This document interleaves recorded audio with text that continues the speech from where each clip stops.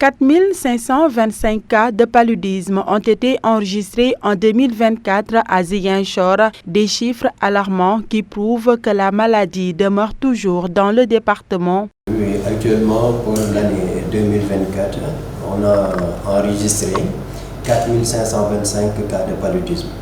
Et parmi ces 4 500 cas de paludisme, on a hospitalisé 46 qui sont considérés comme des maladies graves. Et parmi ces maladies graves, on a un cas de décès parmi ces 46, ce qui nous fait un taux de létalité de 2,17%. 2,17%, mais si on vient aux chiffres, aux statistiques carrément, si on prend par catégorie, ça veut dire que les enfants âgés de moins de 5 ans, ceux qui ont moins de 5 ans, on a enregistré 189 cas positifs avec un taux de positivité de 1,9%. Ce qui veut dire que si tu prends sur 100 personnes, chaque 2 enfants vont être malades de paludisme. Si tu prends les adultes, les enfants âgés de plus de 5 ans et les adultes, tous combinés, il y a 4 189 cas de palu pour l'année 2024 toujours, et ce qui fait un taux de positivité de 6,9%, ce qui est important.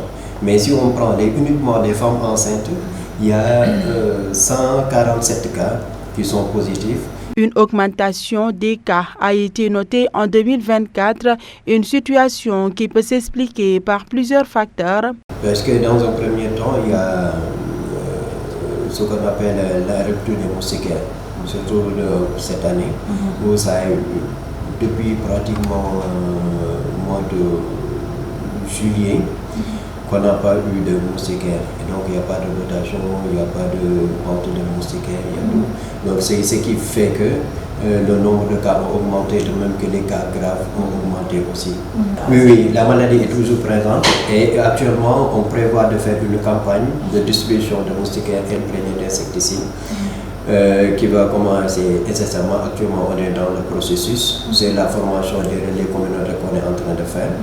Et après la formation de ces relais, il y aura le recensement au sein de la population et éventuellement procéder à la distribution des moustiquaires. Le paludisme est bien présent à Ziguinchor, d'où l'urgence pour les autorités sanitaires d'accélérer la lutte à travers des campagnes de sensibilisation.